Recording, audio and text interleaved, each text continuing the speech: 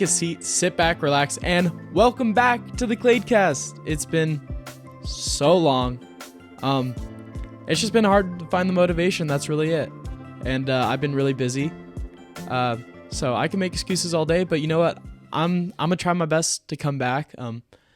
As you can see, I got this this new brick wall background. I'm still figuring out the lighting. I'm not the best at that, but I'm back.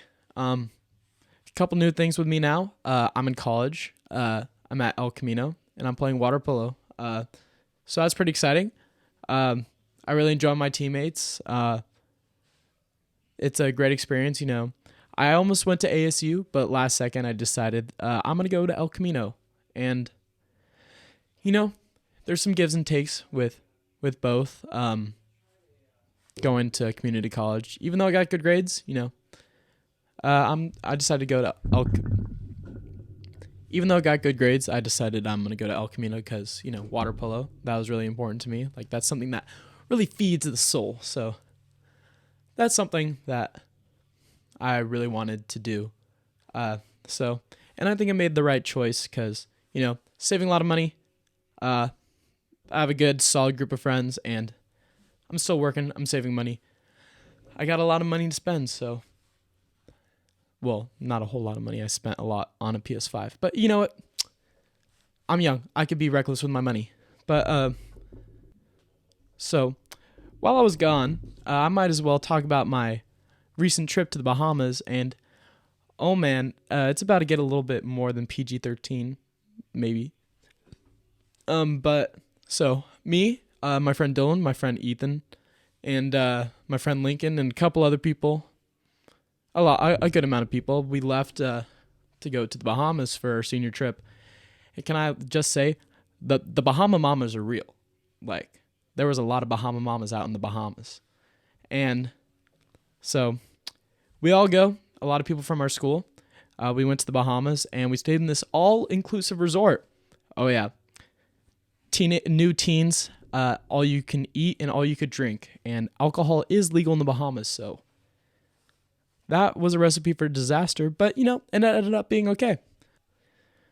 So, a little story time about the Bahamas. We arrived. It was pretty crazy. Like, it was really hot. It was really nice. First thing we did, you know, we're allowed to drink alcohol. We're going to slam a couple brewskis right when we land. Me and all my friends, we go to the duty-free store. We get our first ever legal alcoholic beverage that we're allowed to get. So we get one of the Bahamas... like one of their local beers, and we just decide, slam it. And we got to have a really nice beer before anyone else. We were the first to get a drink, and then we got on the shuttles and we headed over towards our resort. And no one prepares you for the Bahamas enough to know that you drive on the wrong side of the road. Well, wrong side of the road, but we were driving on the left-hand side of the road, and it was very scary seeing all the cars come from the wrong side from what I'm used to. So that was really scary. And they all like to go 60, 70 hours. They all like to go 60, 70 miles an hour in like a 20 to 30 mile per hour zone. All the shuttles do that because they like to make their money. They want to be fast. But it's kind of weird because we were told that in the Bahamas, one of the biggest things is that they're very slow with everything. Like, that's a culture shock that Americans are not really used to. We're not really used to the slowness of the Bahamas because, you know, everyone in the Bahamas, they're really chill. They like to, you know, sit back with their hands back and just live. And, you know, if I was living there, I would definitely enjoy that, but, you know, we live in the hustle and bustle of America, so everything's really fast-paced here. But anyways, we get to our resort. We're treated to, like, some very strange food, some pizza that didn't really look like pizza, and some other snacks when we arrived. And it was for being on a long flight, it was really, really nice to eat something, so... We get sit down, everyone's sitting down, we're all ready. We see some other people that got there before us, and they're all They're all getting their drinks. They have 2 drinks in each hand. They're like, guys, we got the Bahama Mamas. Let's go. Come on, hurry up. And we're just waiting, like having to do an orientation. So we're sitting, waiting, doing the orientation.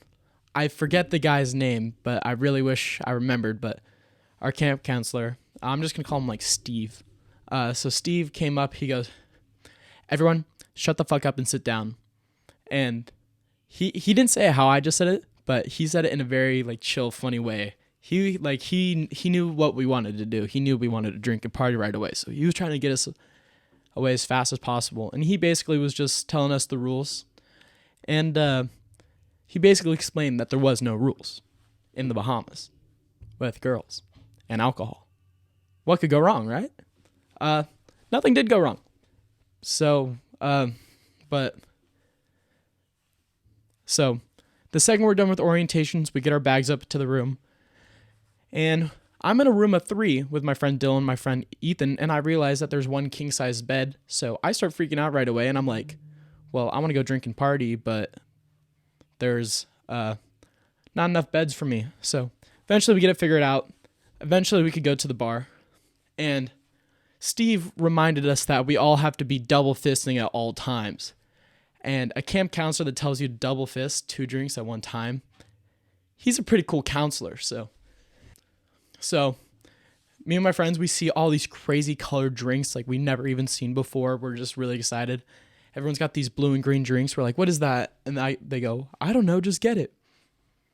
Okay, that's what we did. We each got 2 drinks in both of our hands, so 4 drinks total. We head down to the bluest beach I've ever seen ever, and everyone from our school and a bunch of random people from Massachusetts, Tennessee, a bunch of different places are all here, and they're all partying and hanging out with us. And the second we got down to the beach and I saw everyone in the water with all these drinks in their hands, I knew it was just going to be an absolute blast. So the first day, we kind of got settled in. We got very drunk the first day. We're having a lot of fun, and we found out, hey, there's this boat party that's going on tonight. So we decide, okay, that sounds like a lot of fun. We're going to go hang out on the boat. It was $75 because we didn't get a VIP thing for it. But anyways, we go on the boat, and we were just partying, dancing. It was okay. I was expecting like some crazy party, but we were on like a cold boat. It was like kind of rainy the first night. There was lightning off in the distance, and we were on a boat, so that was a little scary. But we were dancing and partying. The songs were kind of crazy. I mean, the songs weren't crazy. I meant the choice of music was crazy because the music was not that good. But we tried to have our fun with it. We didn't realize that we should have drank a lot more before because all the drinks on the boat were very expensive. And, me as an ABBA lover, I really wanted them to play Dancing Queen. Because you know me, I go crazy when I hear Dancing Queen. So I go up to the DJ, I go, hey, can you play Dancing Queen? Is there anything I could do to request music? Doesn't say anything, and I'm just confused. Because he looked at me, took off his headphones, and like shook his head on me. I'm like, okay, can I request something? Shook his head. I go, dude, I want to request a song. How do I do it? And he like kind of signals like with his eyes to look at his computer. So I look, it's just a big screen to say, tip me to play a song. So if you want anything done where we were at, you had to tip him to get a song or a drink or whatever. So I tipped the guy $1. I go, hey, that'd be cool if you could play ABBA. Dancing Queen. So I go, we're dancing, we're hanging out. He doesn't play Dancing Queen after like an hour. I go, a little strange. I'm going to go back. Hey, can you play Dancing Queen? He goes, yeah, sure, just tip. So I tip him $3 this time. I go, maybe that'll be a little bit more of an incentive to play the song. Eventually, he doesn't play the song after another hour, and I'm getting kind of angry at this point because that's the only thing I wanted to do. The first night in the Bahamas, I wanted to dance to Dancing Queen. Eventually, I spent $15 to have one song be played, and it did not get played once. I was very sad about that. Whatever, it happens. Other people got their songs, so happy for them. But End of the night, it was all good. We got to hang out. We find out that there's a casino next door. And knowing me, I think I'm a little bit of a gambling addict, unfortunately now. But, let me go back. On the boat, I don't know why I just skipped this over, but on the boat, a bunch of people were smoking cigarettes. And I go, that's strange. All these people are smoking cigarettes. I'm not really used to that. And they go, hey, do you want to try a cigarette? I go, fuck it. Well, in the Bahamas, right? And I hate the smell of cigarettes. But that doesn't mean I don't like the taste of them. So I smoked my first cigarette that night. And I like the taste, and I hate the smell, and I don't know. That might be a little recipe for disaster, especially how I was about to go into my story about how I'm a gambling addict. But anyways, after the boat, we heard that there's a casino, and I had just recently come off of a winning streak in Palm Springs for my friend's birthday, the same one that I was in the Bahamas with. I won $1,500 on roulette after putting in $100. So I was like, oh yeah, I'm for sure gonna go gamble in the Bahamas. Like, who else isn't it? And I was the first one to start convincing people to come to the casino. And eventually that was a huge thing where everyone all at once was coming to the casino. And I convinced so many people to come to the casino. And I don't know if that's a good or bad thing, but we had so much fun in the casino. The first night I was there, I decided I would spend $200. I would spend $200 in the casino. And I thought that was a decent amount. So we go in there. We sit at a blackjack table because that was the game I knew. And we meet Leon. And I kind of had a little idea of what blackjack was, but he helped me explain it. And, I just kept winning and winning and winning. And it was the best feeling ever. And I was already kind of tipsy from the boat. And all these bartenders are coming up and they're saying, do you want a Bahama Mama? And of course I'm going to take a Bahama Mama. We're in the Bahamas, baby. I want a Bahama Mama. That was a little cringe.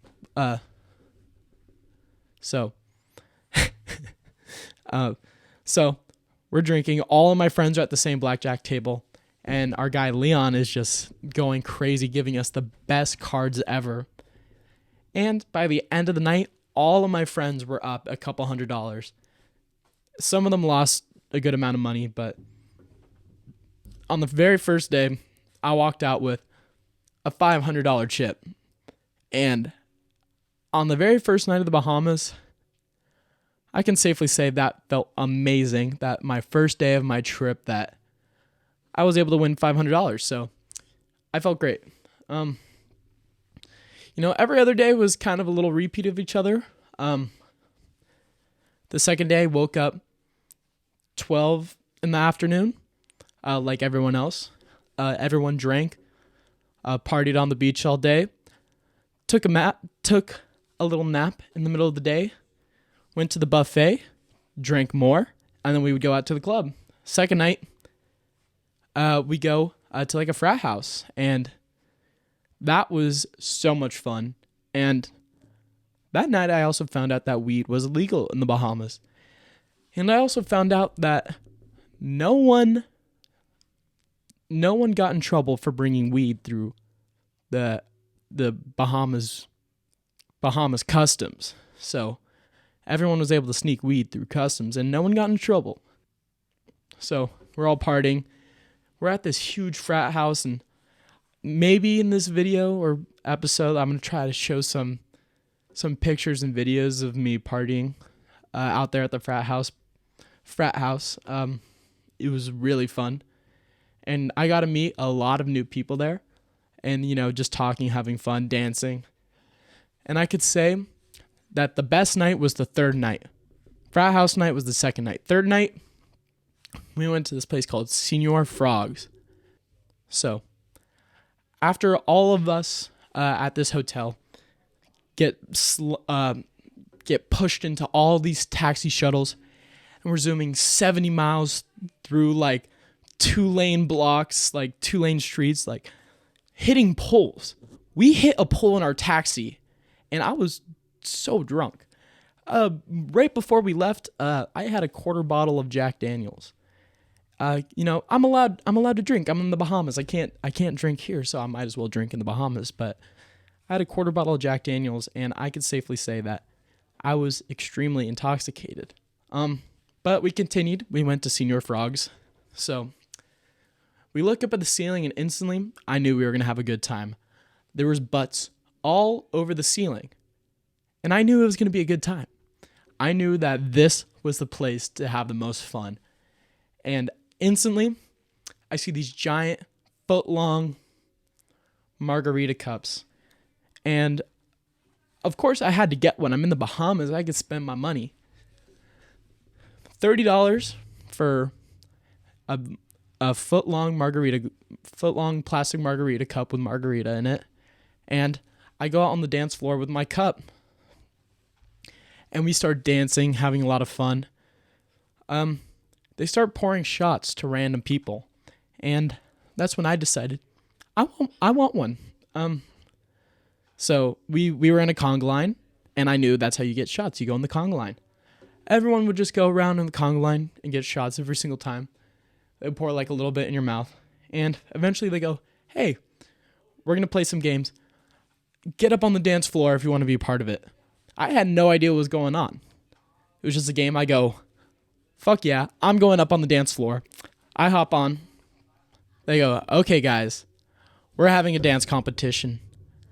Instantly in that moment, I go, I'm the dancing queen, baby. I'm winning this competition. So it was me, my friend Dylan up on stage, and a couple other people from some other states that I didn't know, but we hop up on stage and they go, all of you guys here are 18, right? The whole crowd starts cheering, and he goes, that means 18 seconds of shots for all of you guys.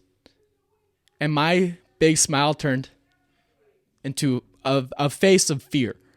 I don't know how I was going to be able to take that much. But I couldn't bitch out now. I was up on the dance floor. There's no backing out. You're in the Bahamas. You can't back out. So I see people going, they're dancing, they're doing okay. My friend Dylan goes, 18 seconds of shots. The second he's done, hand over the mouth. The biggest, loudest gag ever, and stuff comes spraying in between his fingers, covering his mouth. He didn't throw up, but all that 18 seconds of shots is really hard to take down, so naturally he spit a good amount of it out.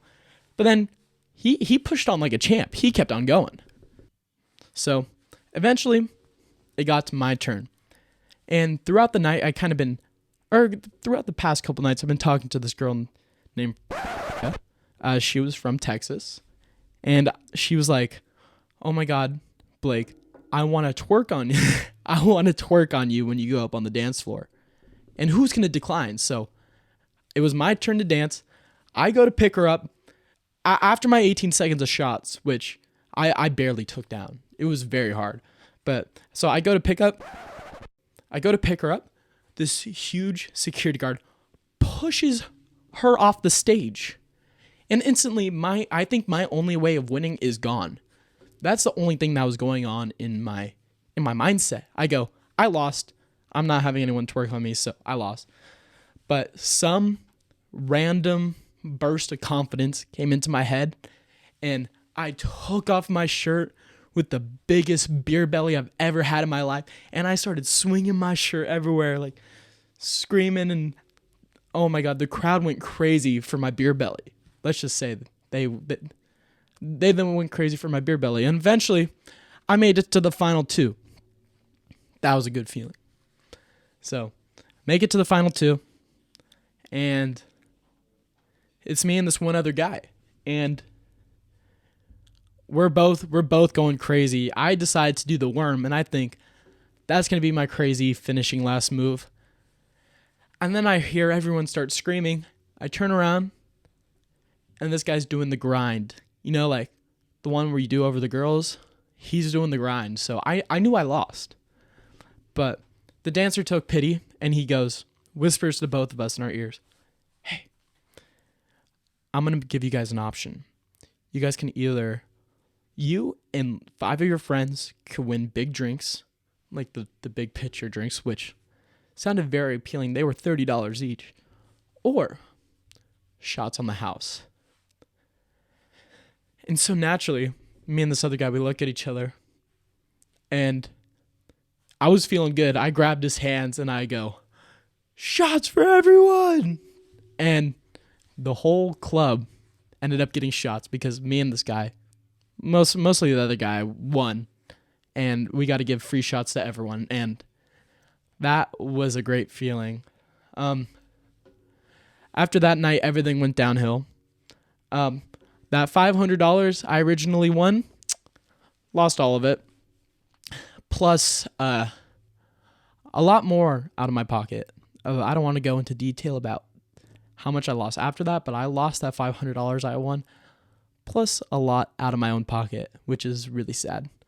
But after that night, every single person got sick, and it was really bad.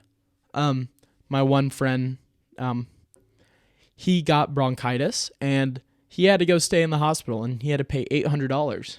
And it seemed that everyone else had this random mysterious illness too. We don't know if it was from the air conditioning unit, everyone is sharing drinks, or if it was some random sickness that was going around the club. But anyways, every single person got sick. And me, Dylan, and Ethan, we were stuck in our rooms for 2 days. We were stuck. We were so sick, we could not do anything. It was so hard to move. We had terrible fevers. I went to go see the nurse because I thought I had COVID. It was still COVID time. So we all thought we had COVID, but turns out none of us had COVID. So that was a little bit of a shock. We all had some sort of virus, and everyone got it. So unfortunately, the last 2 days of my trip were stuck in my room. And I got invited to go sleep in his room that night. And unfortunately, I was too sick to go. Unfortunate that did not transpire, but that's life. I was too sick. I cannot see it through. So we all get to the airport to go back home. It was a long 13-hour flight after another 2-hour flight. But we were all coughing like dogs in the airport. It was terrible. There were not enough seats for us and all of our friends. So we all huddled on the floor. Everyone trying to cuddle up because everyone has a fever. Everyone's cold. And it sounds like we're in a hazard zone. Every single person's coughing. It was terrible. Everyone was so sick, and a bunch of people were coming up to me and they were going, "Oh my God, are all of you guys sick or something? Do you guys all have COVID?" And I go, "Yeah, we're all terribly sick. I think we all have bronchitis." And I think that terrified everyone that was on the plane. And there was no silence on that plane ride home because all of us that were spread throughout the plane were coughing like dogs. But eventually we made it home. One of my good friends, Sophia, shout out Sophia if you're listening, took us home from the airport, and we got home safe. And that was my Bahamas trip. It was a little bit more than PG-13. But hey, I was allowed to do all that out there. I was in the Bahamas. I'm a teen. I'm in college now. I had a very great experience. But, I've been also trying to turn this podcast somewhat into a mental health podcast. So I wrote down a couple notes. Normally on my podcast, I don't really like to plan anything or have anything in mind. I just kind of like to go off the dome, kind of like how that little rant was about the Bahamas. But, I just wanted to talk about a couple things that, it's just kind of been on my mind recently, and I wanted to bring it up. So the first thing I wrote down is failed relationships and also knowing what love is. I feel like I've not had a very good experience with getting into relationships slash being in relationships, period. I've only ever really been in a relationship with one girl, and it only lasted 4 months. So did not last long. Would not even consider that a serious relationship. But me and her are very good friends now, and I'm happier with that, with being friends. And now, if I were to look back, or now if I were to be in a situation to do that again, I think I would safely say no. I'd much rather being best friends with this person. So, in that relationship and in others, not dating relationships, but I don't know if it's a me problem, but just finding relationships nowadays, I feel like is really difficult. People are so conceited about what they want in a relationship, and sometimes it's really hard. A lot of people have friend with benefits. They have like their little hookup person, whatever. People are in relationships. All of it's really complex, and I just haven't really been able to experience that yet, really. I wish I can, but also I'm in the happiest space I've ever been in my whole life. Thankfully, I could say that, like, I'm so damn happy. And, sometimes I wish I could be in a relationship, and sometimes I'm just really happy where I am.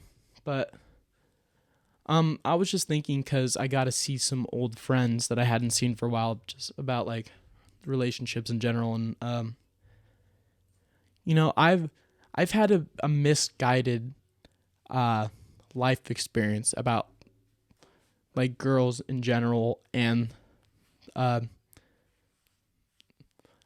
misguided experience with just like what love is. Because let me start from the beginning, or what I call the beginning. In 6th grade, I was in, I don't even know what to call it, but there was a situation where when I was in 6th grade, I had met some girl, and me being a horny teenager, really wanted to, kiss a girl and do everything with a girl. So this 8th grader at the time when I was in 6th grade showed interest in me. And that was the first time that had really ever happened to me. So, of course, I tried to act on it in a way. So I hung out with her. I kissed her, but nothing ever really transpired after that. We hung out a couple more times, but her personality was very strange. Like, something was off about her, but I didn't know what it was. But things started to really change when she started talking to me in the third person. I'm going to call her Jessica. That's not her actual name, but I'm just going to call her Jessica. She would text me being, Jessica doesn't like that you're doing this, Blake. Jessica feels blah, blah, blah. And I don't think any rational person talks in the third person, but she was talking to me in the third person, and that scared the shit out of me. So eventually, she was just acting crazy, and I go, Jessica, I think you and me just need to stop talking to each other. Like, it's not healthy, or I didn't say it wasn't healthy. I didn't understand that at the time, but I go, I just don't really like you, Jessica. I'm sorry. And she took a knife in her arm, and she slit it on FaceTime. So I saw her with a big knife slice her wrist open, and that was extremely traumatizing. And she said that, or this is how it went. She goes, I'm going to kill myself if you hang up the call. And I didn't want to talk to her anymore, and I didn't believe her. So I go, no, you're not going to do anything. I'm ending the call. I don't want to talk to you anymore. We could talk later. But right before I go to hang up, she slit her wrist. And I did not know how to react to that. I'm in 6th grade. So eventually I called the police. I said what happened, and she was okay. But that was my first ever experience, like, with a girl. So after that, I didn't really want to talk to girls after that. And when I heard that all girls are crazy, like that's just the stereotype that you hear. That's what I thought crazy was. And I was too terrified to be with someone that was crazy. I didn't want to be in a relationship because I thought that's how all girls were. They were crazy and they wanted to hurt themselves like that. And I didn't understand that. So that's why I stopped talking to girls. So basically, one of the first girls I started to become friends with, it was really new to me. And so we started talking, we became really close, and eventually we were at a point where I thought we were going to get into a relationship. And again, I was really young at this time, and I was getting sent explicit images. And I thought this was because we were getting into a relationship. And I was never asking for it. I never forced her to do that for me. I just thought we were in a relationship and that's why she was sending it to me. But eventually, when I told her I actually liked her and that I wanted us to be a thing, she acted like I was crazy. And that didn't make any sense to me. I was so confused. And later on, me and this girl were off and on, like talking and chatting and flirting for years. And eventually it got to like just crazy points and just how complex our relationship was. And I cared about this girl more than any other girl that I had ever met. And she was really important to me and special. And eventually,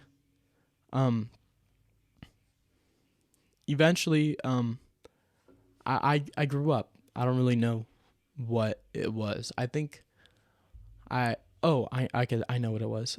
So when I broke my back, I was in like a really dark place and I was like learning a lot about myself.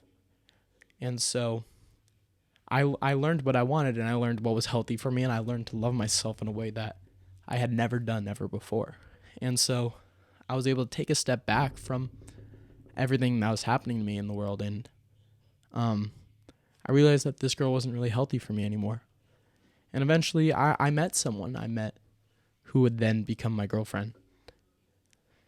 And when that first started out, she was on vacation, whatever, complex, but she came back and she told me that she was in love with me. And I had already felt that way towards her. She told me she loved me.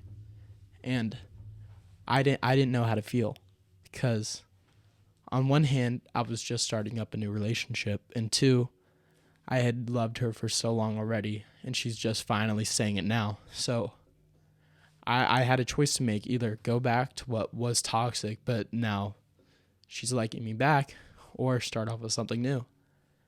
And I'm extremely proud with the decision I made, and I went to something new. And it was really nice starting off with something new. And she started off with in a new relationship too. So, both worked out. We were both really good friends, and we were both at our own relationships. And eventually, me and my girlfriend had broken up, and I would still talk to her every once my friend who I was in love with every once in a while, or who I had been in love with for a while. And she broke up with her boyfriend, and a bunch of drama went down between her and her boyfriend, and I continued to be a supportive friend. I decided that I would be her friend because we had already had this complex relationship, and I was there when she was talking to police about this guy. A bunch of different stuff happened, and this guy was threatening me, but I was willing to just be a good friend and support this girl that I cared about. And she went to rehab for all of summer, and she came back after me and her were writing letters all summer, and we kissed. And it felt amazing, but also I didn't really know how to feel about it because it was so unexpected. But after we kissed a couple of days later, she kind of just said that she didn't care about me like how I cared about her, and like she shouldn't have kissed me even though she was the one that kissed me. And it just made me really confused, and I could safely say that she was the first person that I actually loved. Our relationship was really complex, and the sad thing is that I know she never felt the same way about me. And so that kind of like brings up the idea of what is love? Because in the actual relationship I was in, I was told she never really loved me either. So two people that I felt like I had love for never said that they had love for me. And it kind of brought me to like a very strange place where I didn't really know what to think of love or like a healthy relationship. So that's kind of like my little rant about love. But I kind of figured out on my own that the most important thing was to find love in myself, which now I'm so unbelievably happy with everything in my life. Like, even though that's a sad story, like everything in my life is so good right now. And I'm very happy that that's the case. But, yeah, so like that's my complex history with like being in relationships. I had some other stuff I'd written down. Actually, this kind of is kind of in the line of being in a relationship. It's breaking off friendship relationships and like my value of friendship. Excuse me. So that friend that I had, I explained that like I was in love with and all this complexity about. We eventually became really close again, and we wanted to stay just friends. But eventually she did a bunch of stuff, and it wasn't that like her actions that caused me to stay away from her, but it was who she was as a person. And that was the hardest thing because I cared about her so much, but who she was as a person was so unhealthy to me that I just decided I needed it out of my life. So I cut her off, and I thought about her for a long time after that. And I still do now to this day. Obviously, I'm still talking about this girl. But it was a really healthy decision that I made.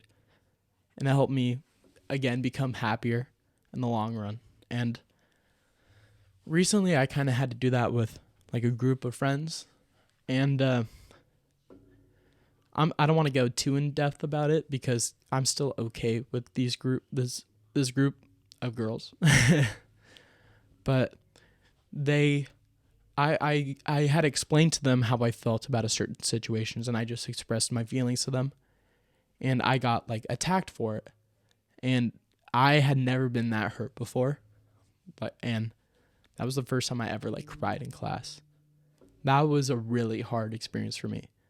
I cried in class, and thankfully I had two like girlfriends that were there, and they were like comforting me in class while I was just crying and sobbing so much. So I'm really thankful for that.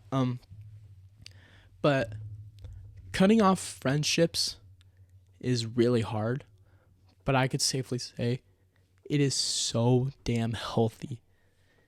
It is like, I'm so happy that I cut out these people out of my life that I know just were not good for me and not good for my mentality.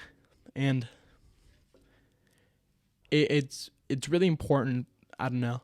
I've had this experience that I share the message some way.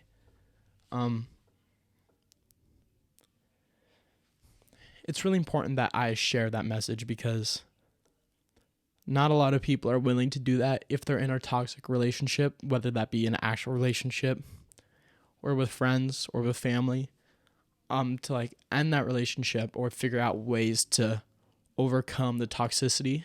It's really hard.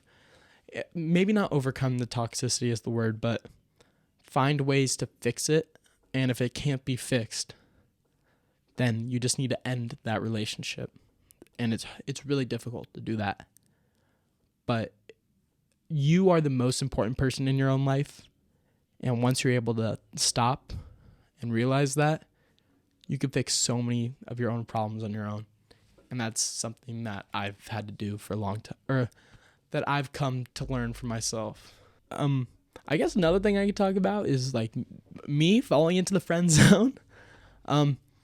Again, I don't know if this is just a me problem, but I've had problems where I become too friendly with someone. I mean, that's just the person I am, and I end up in the friend zone.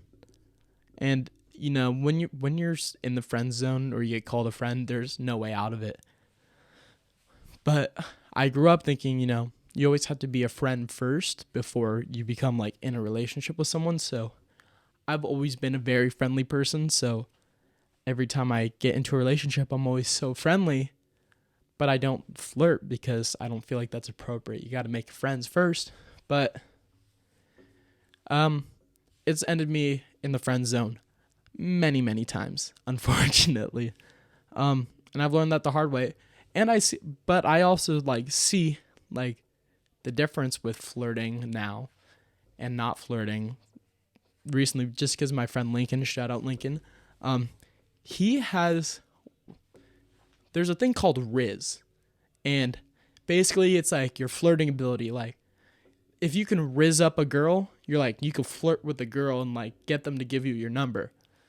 Riz is an unspoken art that not many can attain. Unfortunately, I do not have Riz. My friends got Riz. I don't got Riz. That's why I'm in the friend zone. But I see it, and for some people, the Riz is just natural. They're naturally able to just flirt and get girls to like them. And I don't got the Riz. So recently I've been starting to spit a little bit of Riz. I've been able to like flirt a little bit more, but I've learned that if you're interested in a girl, you kind of have to start talking and flirting like right away to show interest, because if not, then you're just going to show that you're in the friend zone, and that's a problem that I have. And you know, that's just the unfortunate reality of being in the friend zone, which I get friend zoned a lot. Sad face. I don't really have too much to say now, honestly. I feel like I've kind of done my own little thing, my own little solo podcast for a little bit. Hopefully I'm going to try to continue to keep on doing this. This is a sole passion of mine, and I've been so busy and I haven't been able to do my sole passion, but you know, setting this up today, the new setup, all the lighting, the microphones, everything, it's been a very satisfying experience. So I hope I get to do it more. And, you know, if you made it all the way to the end of this, you know, I'm so thankful for you. Shout out to you for listening all the way to the end. Thanks again. If you want to leave any sort of rating on the video, you can leave a rating on Apple Podcasts, Spotify, whatever podcast thing you're listening on. If you're watching on YouTube, leave a like, subscribe, leave a comment, do whatever you can to just, you know, show that you're watching and like you're engaging, because, you know, that means so much to me. And I'm going to keep on trying to do this. Thanks again for everyone watching. I really appreciate it, and have a good day.